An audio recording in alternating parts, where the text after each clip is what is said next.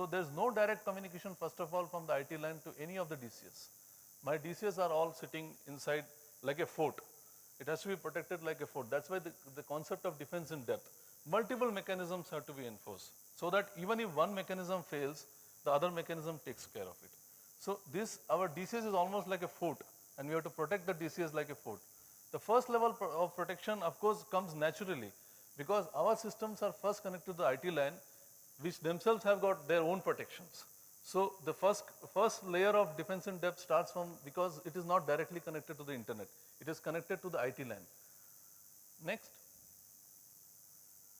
firewall of course is being redundant, that is not a very important thing.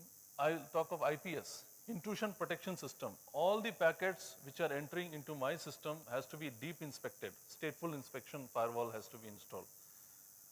And here, one more thing, there is a concept of intrusion detection system also, which also we are putting in the station LAN switch. Detection system inspects all the packets, but it allows always in the network, whereas this after inspecting only it will allow further. So this will take more time, it will delay the packets, but it is more secure. This will take less time, but less secure. So inside network between this we have adopted the intrusion detection system and prevention system at the outside network, at the external network edge.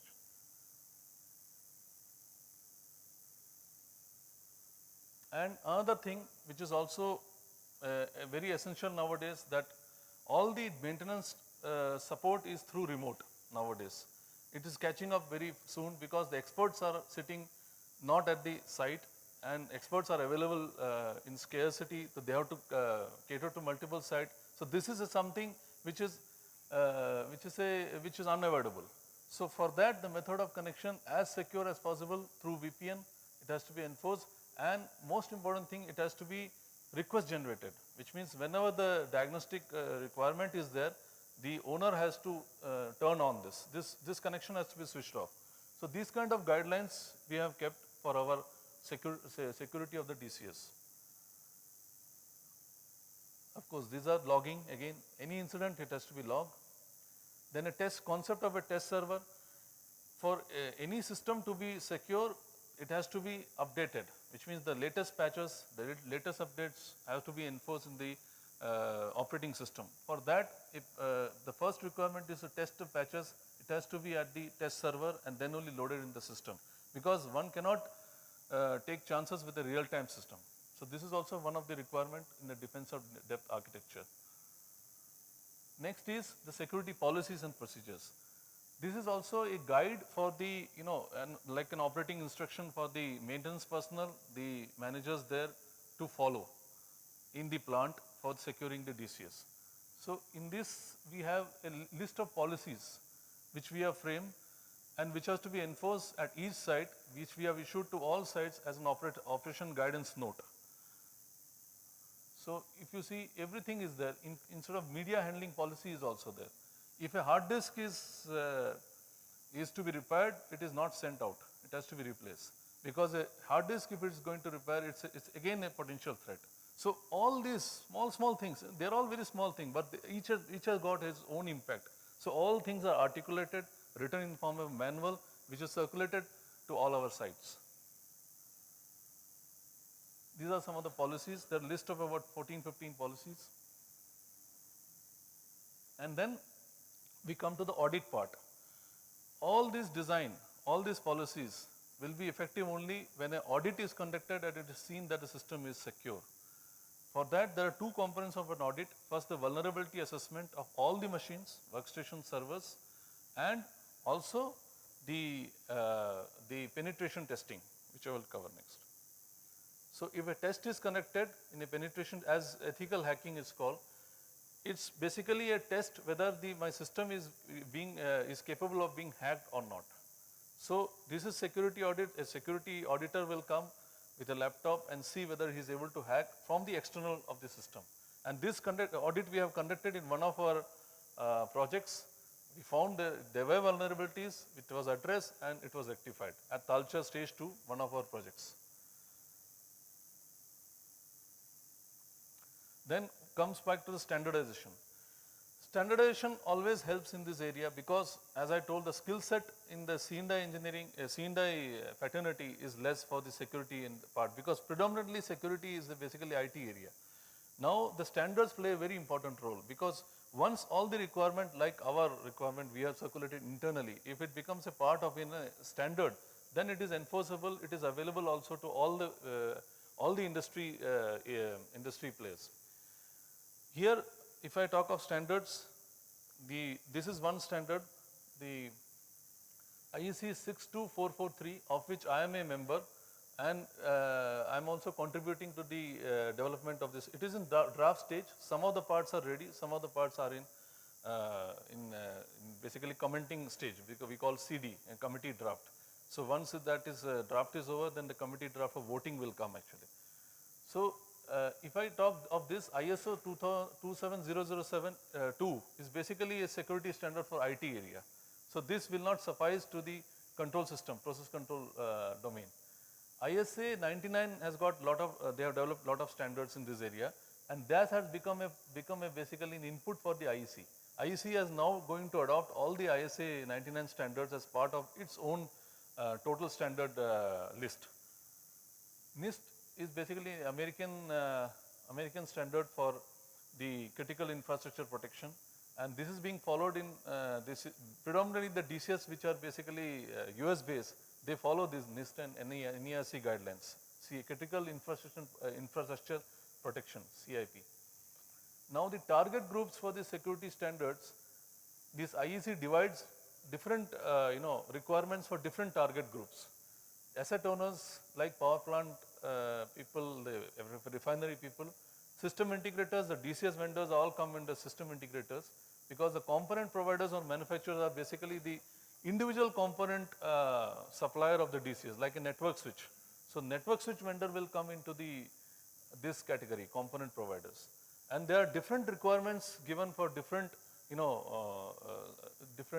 basically groups of people.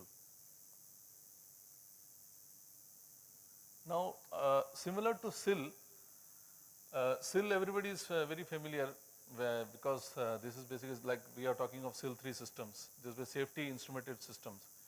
In security also the concept of SIL type of definitions of security levels are coming. That is SAL 1, SAL 2, SAL 3, SAL 4. The definitions are quite, still a lot of debates are going about the definition. But what is important is SAL 4 requirement is a higher security requirements. So that comes with more price, and that has to be applied whether that security is required from a system or not. I know I am falling short of time. Some areas which are addressed by standards, that is the SIS system, safety instrumented system, is considered a separate entity.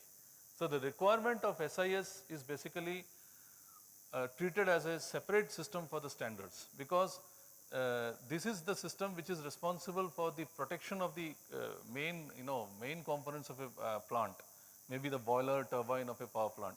So those requirements are special. In fact, if you want to change the program of a SIS system, it has to be hard, one of the requirement, I am taking one example, it has to be a key switch or a dongle type.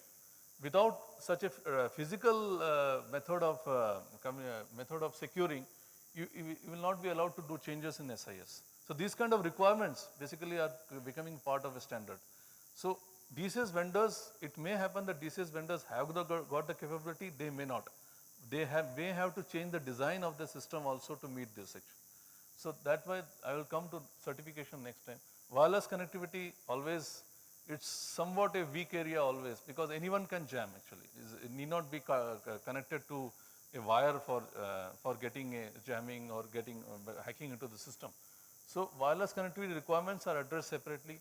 Patch management, account management, remote access, again remote access is also required, and wherever required, it has to special requirements are built in to take care of this.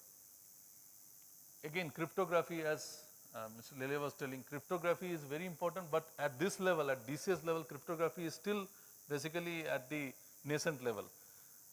all the communications between a controller or a workstation is not on the cryptographic basis. So this also becomes a requirement. So that's why the DCS vendors design also may undergo a change to cater to these requirements. Vendor certification, as I mentioned, why vendor certificate becomes very important is that this becomes a basis, a benchmarking for all process industries, power industries to follow for incorporating security into their systems. And some of the issues which are facing our industry, when you say that audit is to be conducted by certain certified audit, if you say, there are a lot of certain certified audits. The list is endless. The issue is that there are not auditors, based on my experience, auditors are not experienced in process control domain. They are basically on the IT security area. So we, as a process control fraternity, we have to request for auditors in this domain. Just one. And then no distinction, skill set as already addressed. And lastly, security is a journey. So whatever it has been done, still we cannot be sure, that this will address all the problems. So security technology as it matures, the standards also have to undergo change, and asset owners like us will have to improve day by day to meet the requirement. Thanks a lot. Thank you, Sarak Panik, for a good presentation on industrial perspective.